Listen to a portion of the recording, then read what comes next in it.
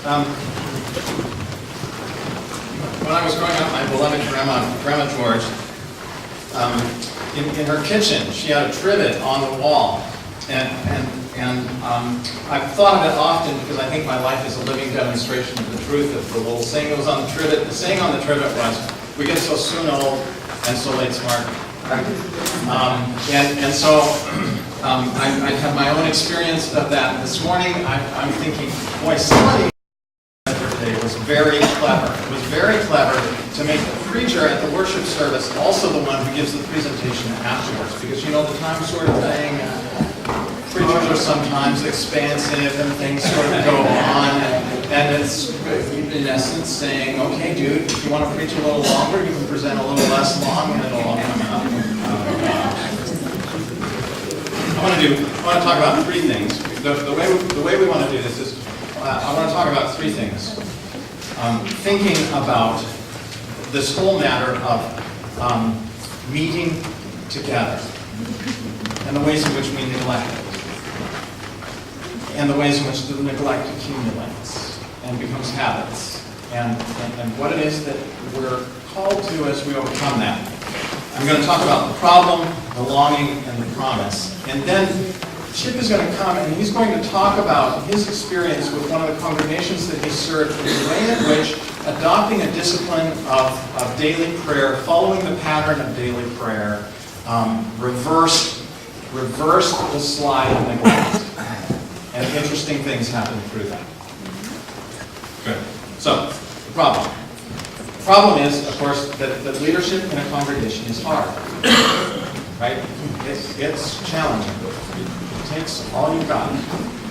And we see this both for teaching elders and for ruling elders. And I think it's important for us to just be aware of that. For teaching elders, there's lots of talk about this. I see occasional articles in the regular press. There have been surveys and other kinds of research that has been done intensively focused on this, just showing that as a group, taken broadly across denominations in the United States of America, pastors, those who fill that ministerial role, are in poorer physical health than comparable non-pastor groups, lack of fitness, significant chronic illnesses. You all know what that looks like. Pastors have poor emotional well-being, which ends up, right, when you're not when your emotional well-being is not good, that shows up in your life, right, in ways that just range from slightly off to way off. Some of you are filling in the blank. I had this lovely, one of my favorite David Letterman moments is David Letterman he says the introductory words to a joke that he was going to say, and the audience broke out laughing, and he said, oh, no, we can't have this. The audience is making up its own jokes now already, so we try to be careful about that. Poor spiritual health, which we maybe tend to overlook a little more, right? Some of these other signs of poor emotional health, poor physical health, they show up in ways that maybe are more obvious. Nevertheless, poor spiritual health also is a significant problem. It's one of the challenges of being in pastoral leadership. Our colleague Joe Small, who formerly was the head of the Office of Theology and Worship and then Director of Theology, Worship, and Education, used to say that there are two little secrets. He said two dirty little secrets about pastors, which were relevant to this. He said the first is pastors don't read Scripture unless it's to prepare for something. And the second is that pastors don't pray unless they're standing in front of a congregation praying away. And he said, these are, insofar as these happen, that's not a good sign. And I know from my own experience as a pastor, I pastored yoke congregations in eastern Iowa Presbytery for 7 years. I was determined for those two things not to be true of me. And most weeks they were not true of me. But there were also weeks when they were true of me.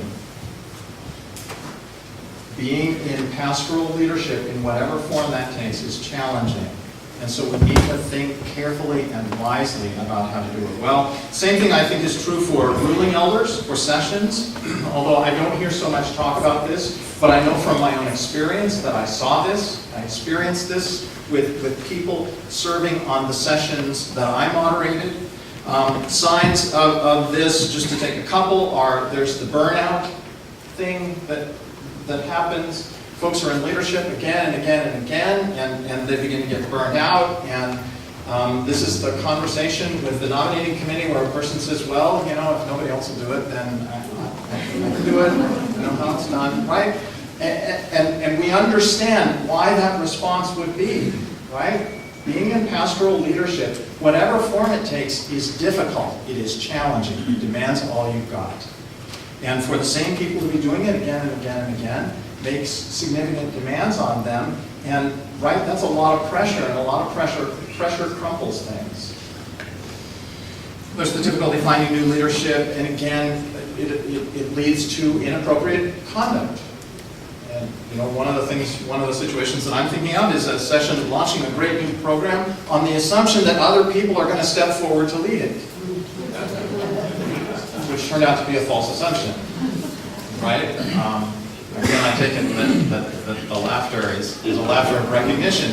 This happens, and these are signs of the difficulty of leadership in congregations. Pastoral leadership is hard. It demands all of us. Demands all of you, and that's a significant demand, and it's difficult to know how to go about doing that. Now, so that's the problem. There's the longing that I find again and again and again, that I found, that I knew in my own life, in my own experience in Iowa, and that I find constantly in the work that I do now, where I'm involved putting together groups, what we call communities of theological friendship.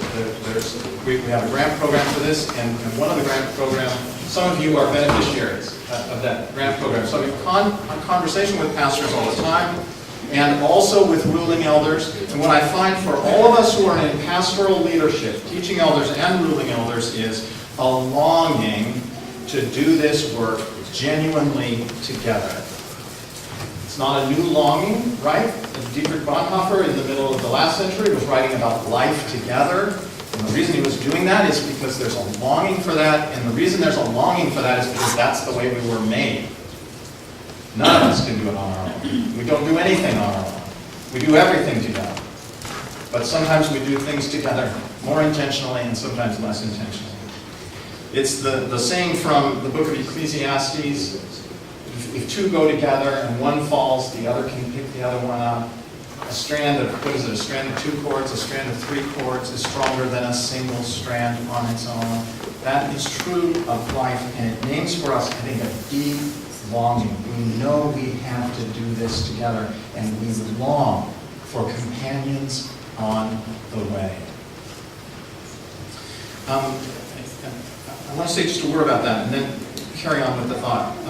We do long for companions on the way, most of the time.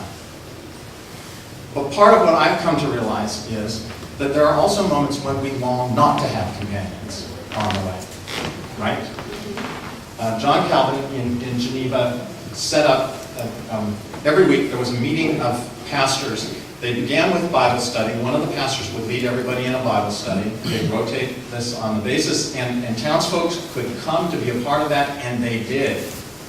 And then all the others were dismissed, and the pastors were together. And a part of what they did was, the pastors, during that time when they were together, they could speak a word into one another's lives. They could say to one another, "What the heck are you doing? What are you thinking about?" Or, "How is it that you came to make this decision that looks so bad?" Or, "Why is it that you keep doing?" Or they could say, "What you're doing is great. Tell me how you do that. I want to know how to do that." So that we can do that over here. And the thing that I realized is, to know one another well enough to do that, right? If we're genuinely in community, we'll know one another well enough to do that. And the fact of the matter is that some days I don't want anyone to know me that well.